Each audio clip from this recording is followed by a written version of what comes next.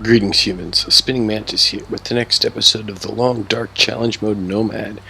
Thanks for joining me. We have finished up the abandoned lookout. Very good. Now we're going to head to Mystery Lake, where there's 4 things to tick off.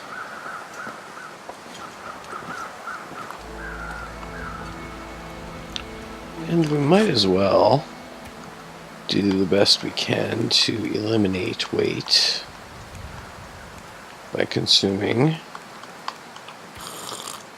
heavy things.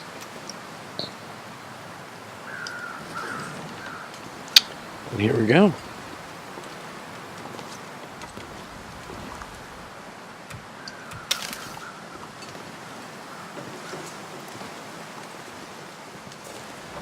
And we're gonna just head out the way we came in. Take a left. We've got quite a ways to follow it to get over to the entrance to Ravine. So in this episode we should make it through Ravine to Mystery Lake fairly easily. I don't know where we're gonna stay. I guess maybe we'll stay at the dam first. Just cause.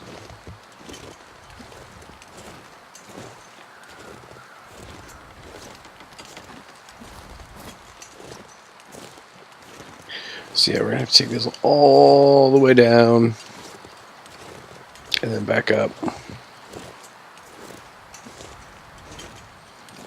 Moving slow because we're got over 105 pounds worth of stuff on us. You can go heavier, but we are stripped down to a lot of good stuff. And once we go to Mystery Lake, there is going to be so much new stuff to loot and eat. And we don't even really need this much stuff.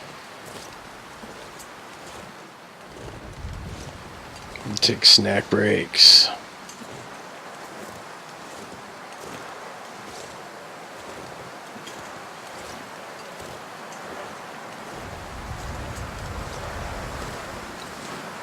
Hip fire would be cool in this game.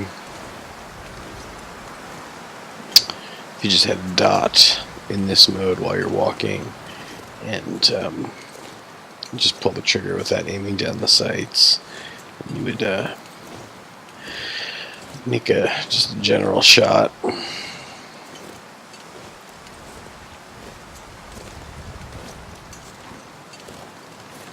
To the area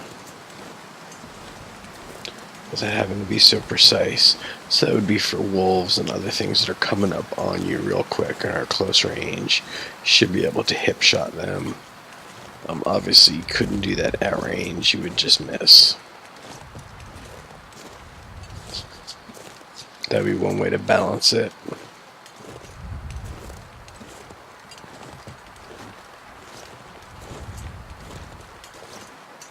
So we don't want to go to this one because this goes to Pleasant Valley. So at this split, we go this way. And then when we can, we go back up.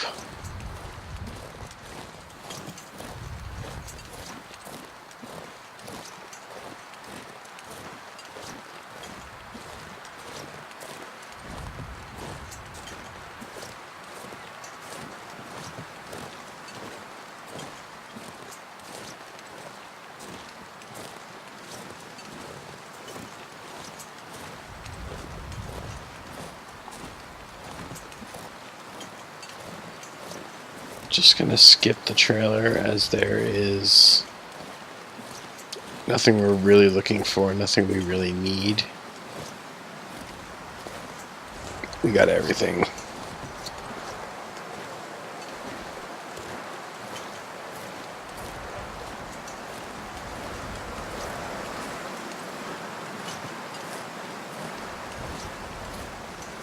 Can we get up here? No, I do not think so. Not at all. Not even close.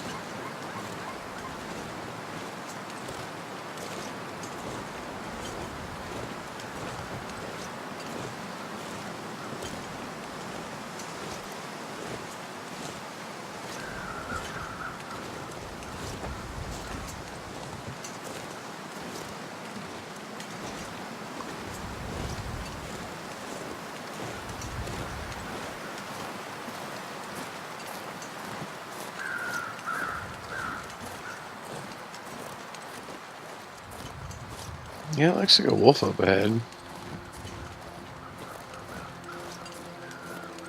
And up here, gotta take that right. And then head up the mountain when we can. There we go.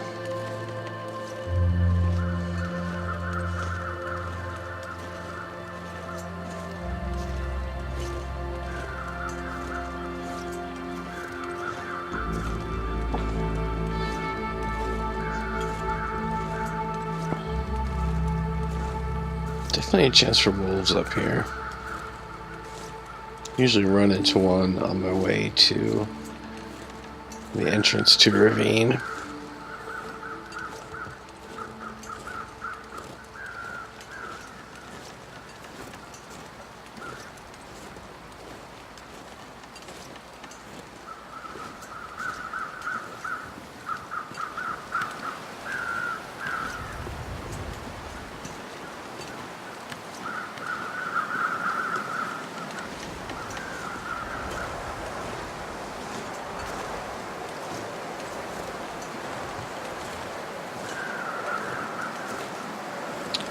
Back up the hill. Oof. I just got scared. I heard my cat knock something over in the room behind me, right by the front door to my house. It kind of sounded like someone was trying to get in. Nope, it's just my cat.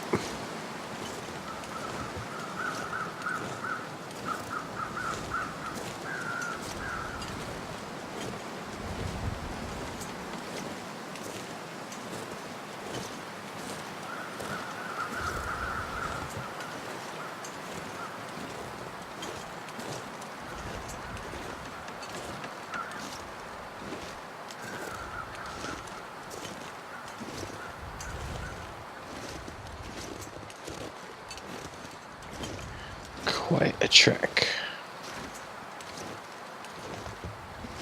It's only really been 1 hour in game so far. About 7 minutes IRL.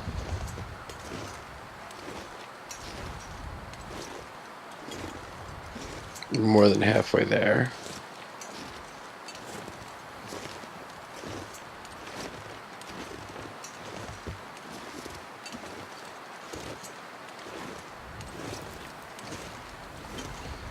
So usually in my... Oh, hey. That was an optical illusion. Usually in my long dark videos, I'm talking about how I just had a baseball game and I'm so tired. Well, it's the other way around this time. I'm recording this on a Friday night. And I have a doubleheader tomorrow on Saturday at 1 p.m. and 4 p.m. in Clayton, North Carolina. Playing a really good team, a team that hit 4 home runs off us last time. That was at their field, which is actually kind of tiny. So I doubt there'll be any home runs at our field, but it's possible. So it's like 320 feet at the 2 corners in right field and left field. So that would be what? 106 meters at the corners of the baseball field, and center field isn't as deep. So the corners are as deep as a major league field in a lot of places, and the fence is 6 feet high. But center field is not as deep as major league fields. Major league fields are usually 400 to 420 feet, which would be, I don't know, 160 meters. I didn't really do the math for that one. I just said that word. But anyway, much deeper than our field. Our center field's only going to be about 360 feet, which would be 120 meters. So,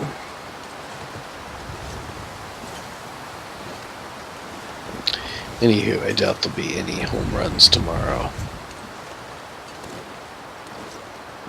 I was on a real good hitting streak. I think it was 7 games in a row I had a hit. And then I had 2 3-hit games in a row. And then the last 2 games I've been really sick. I've been having lots of physical issues. And I haven't gotten a hit at all in the last 2 games. So I went from super hot to super cold.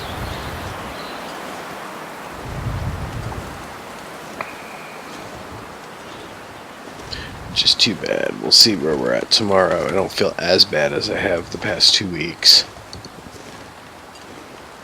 I went to acupuncture, and my acupuncturist, who was a lovely, lovely woman, she worked on both my digestion and my arthritis, so it is definitely helped a bit. Now, like, acupuncture doesn't like cure anything, but if you have like chronic sort of issues, it can both ease the pain and sort of ease the like frequency of recurrence and severity. Basically, all acupuncture does is it improves your circulation. The theory is that by putting the needles in certain places, they are connected to certain nerves, which are connected to other places on the body. And by putting the needles in, you are drawing chi energy or ki energy to that area, which will aid in healing. So that area will become more energetic. Your body will have more energy to heal the area. And that's the Chinese medicine interpretation, but the perhaps more practical modern medicine interpretation is that the needles draw blood to a certain area, because, you know, if your body gets stuck with a needle, your body knows that there's been sort of like an injury or an intrusion there, and it'll go ahead and draw better circulation in that area, which will aid in healing. So either way, it does seem to work. It's one of the few things that's ever helped me with arthritis.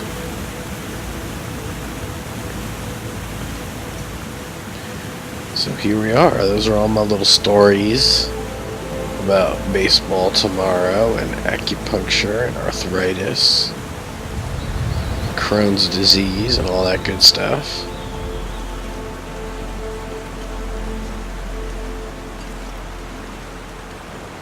It's crazy what I do to myself. I'm not a young man. I have these really bad chronic issues, and still I'm going to go play baseball for 5 hours in the middle of the summer.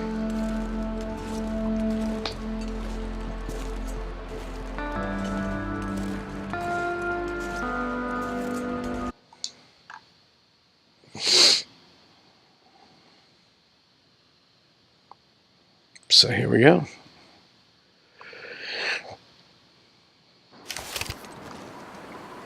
It's a ravine.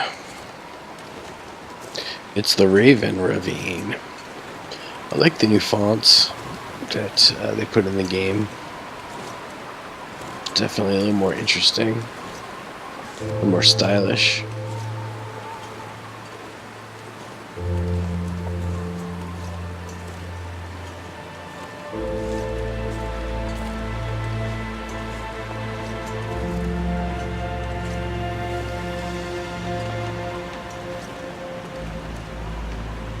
Cat, stay away from my computer. I do not need... Come on. Do not need you all up in my business right now.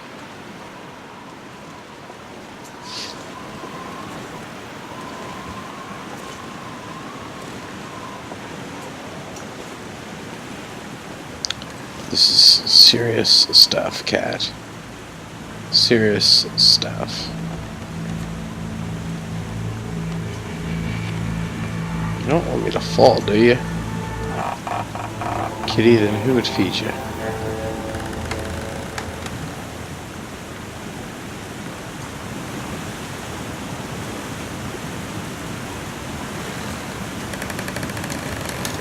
Alright, there we go.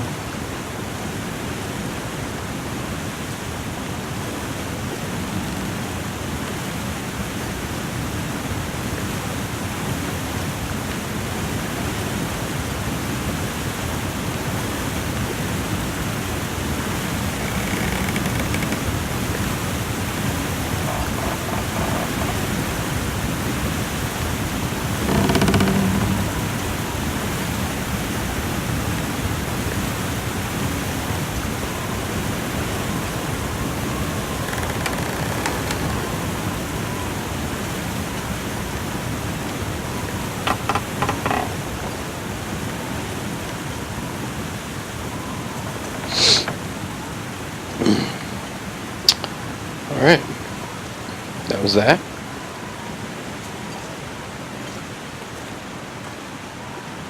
$10 of daylight left. All good.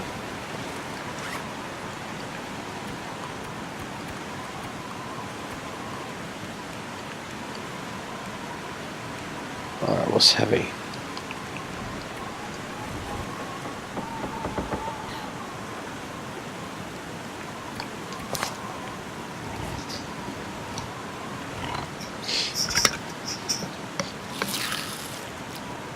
Sorry about the scuffling. It was adjusting my headset. So yeah, when I record any of my solo stuff, I am recording with a Turtle Beach headset. So it is not a high quality mic. And what I am doing, Cat, I swear to God, Cat, I swear to God, just sit and relax. So anyway, the solo stuff I do is with the Turtle Beach gaming headset. It's not the highest quality mic. You know, just the standard little mic that pops down in front of your mouth. And almost always when I'm doing that, I'm recording at night after midnight, after my partner Squirt Reynolds is asleep upstairs, because she has to get up early in the morning to work. Very early in the morning, like crazy early in the morning. So I am downstairs. It's not a very big house, but I am downstairs recording while she is sleeping, so I'm just kind of talking quietly into the mic, so it, you know, all hours of the night it doesn't sound like I'm talking to somebody in the living room. So it's late at night, kind of whispering into the mic. I'm usually tired after a long day, and I'm not really projecting, and so I wind up with the super smoker's voice, I call it. And that's what all the solo stuff is. It's the super smoker's voice, because I'm not trying to project. I'm actually trying to muffle what I'm saying. And then when I do Let's Plays with Squirt Reynolds, excuse me, that is always during the day, or the early evening when we're both really up and awake. That is with a snowball mic from Blue, and I think I ever looked at that before. Okay, it's a snowball mic from Blue, and it's sort of a room mic, and we're both talking into the same mic, and we're both kind of trying to project, be kind of loud, and so my voice is significantly different in those Let's Plays because of the mic, the time of day, me projecting. We amp each other up. We're both fairly animated when we're around each other. When I'm recording by myself late at night, I'm super chill. Super duper chill. If you know what I'm saying.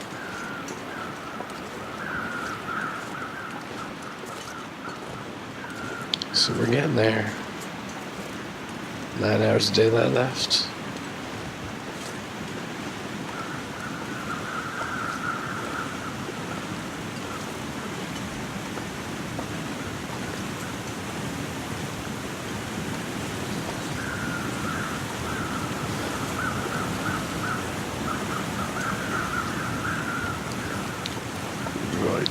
Right.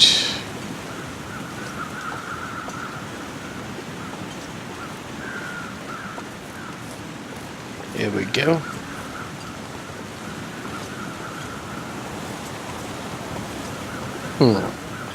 Right there, that looks like one of the rocks you can tie off on. That would be cool if at some point they added it so that if you could tie off there, you could explore that lower area. Because right now I think it's just background, it's just visual, it's not meant to be an actual accessible area. Actually, a long time ago I tried to climb down. There's something down there though. There is something down there. But yeah, a long time ago I tried to shimmy my way all the way to the bottom, climbing these rocks on the side, dropping down little ledge to little ledge. It got pretty far, but eventually I sort of dead-ended and I couldn't make it any farther without killing myself. Give me the finger, dude.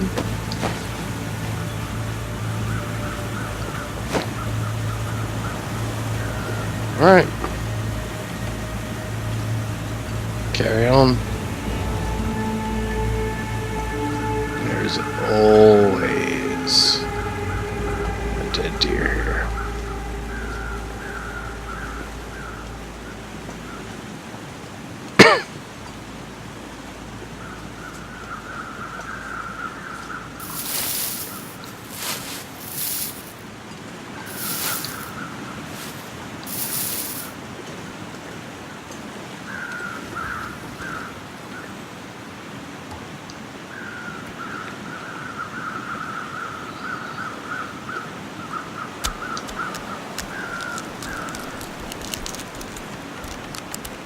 Definitely want to hide.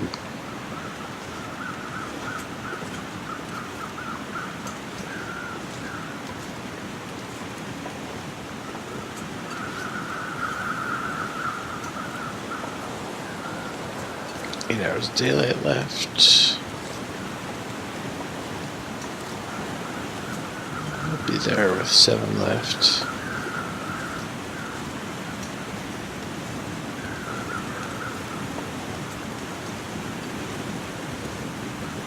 What's up, bun?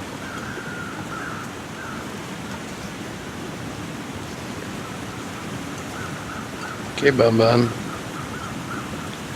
Okay, bun.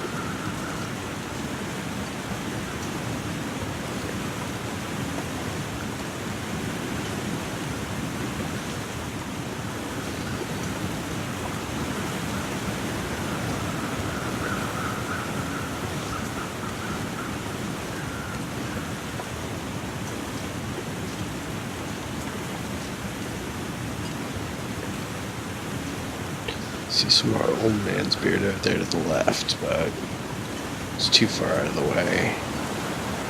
Not really worth it to head all the way over there.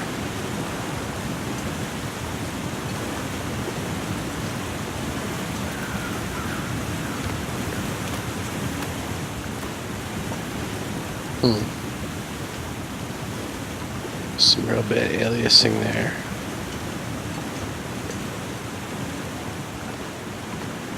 So a long time ago, when I worked at a company called Red Storm, I was working on Ghost Recon games and Rainbow Six games.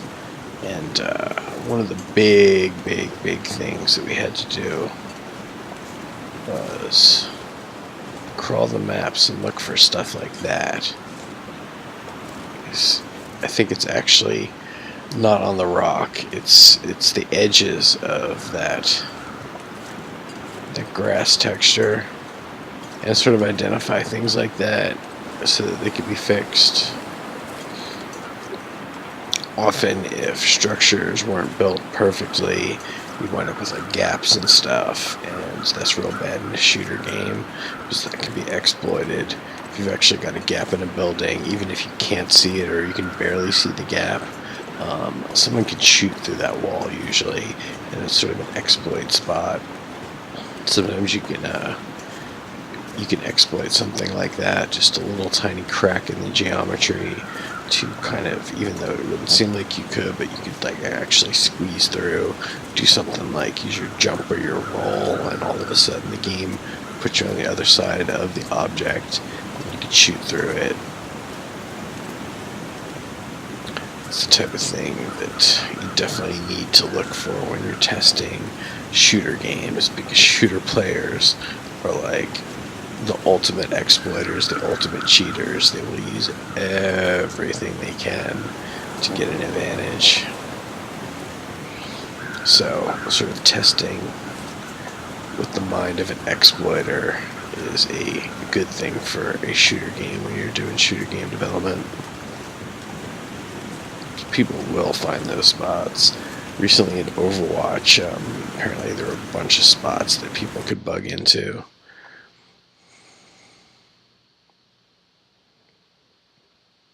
And then exploit. There were spots you could put your turrets inside the walls as Torbjorn. So the turret could never get killed, but it actually could shoot the enemy. I've never done any of those things, but I have seen that they're possible.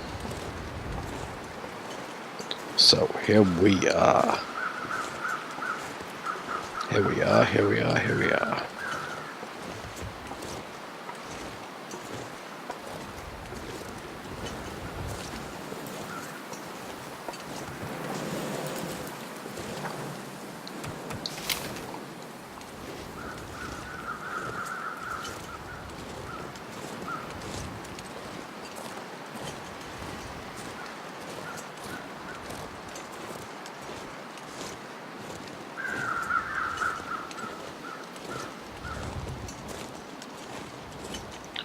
Let's get this deer skin, and then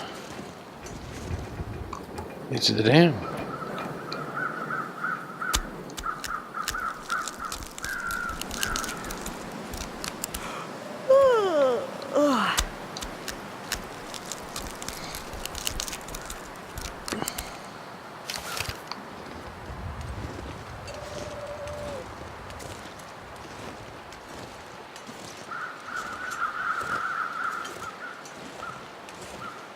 Just checking.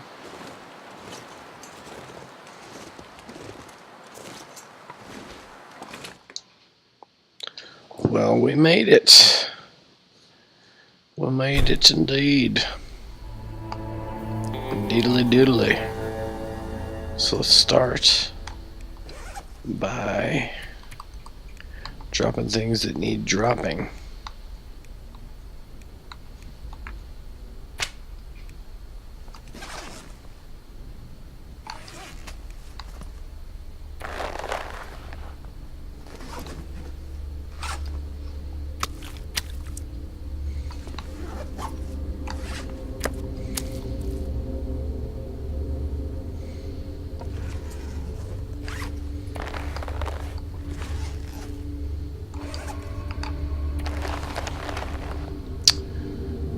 That all seems like a good thing.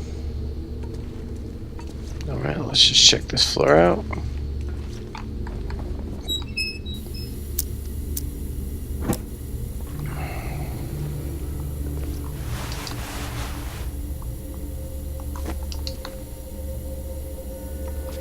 So we do want to stow our stuff somewhere.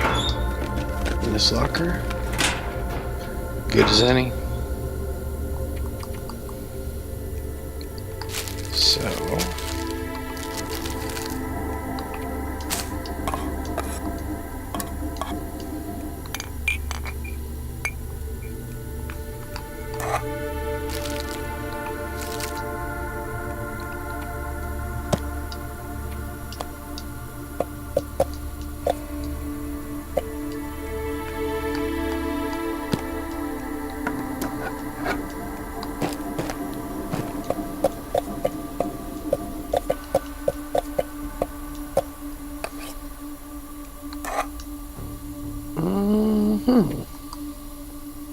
cool. What else can we stow?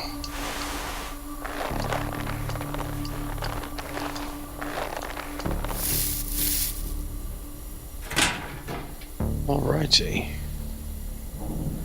5 hours of daylight left.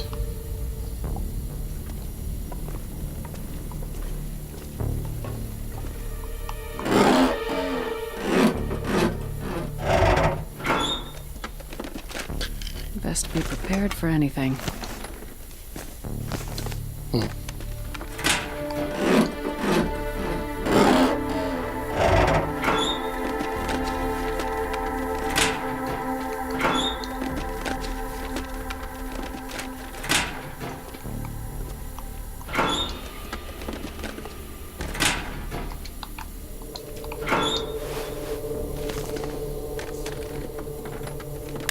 I'll take it. See, I'm gonna get so much loot from in here. It's just the way it goes. It's a lootyful place.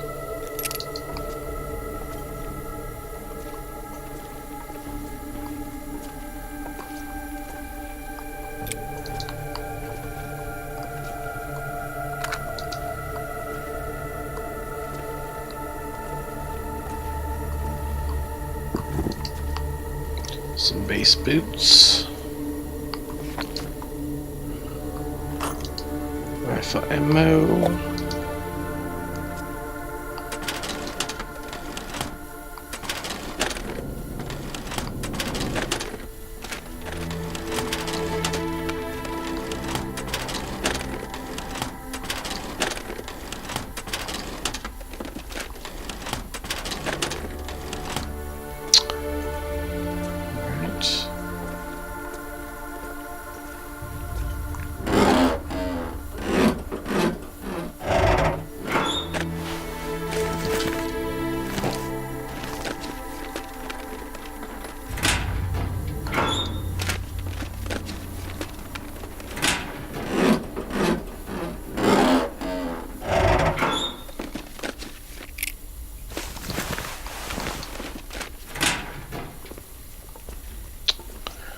Well, that does appear to be it for this floor. There is that back room right there, but you know what? We'll get to that in the next episode. If you enjoy these videos, it makes me super happy when you like and subscribe, and I hope you join me next time. That is going to be all for now. Spinning Mantis out. Namaste.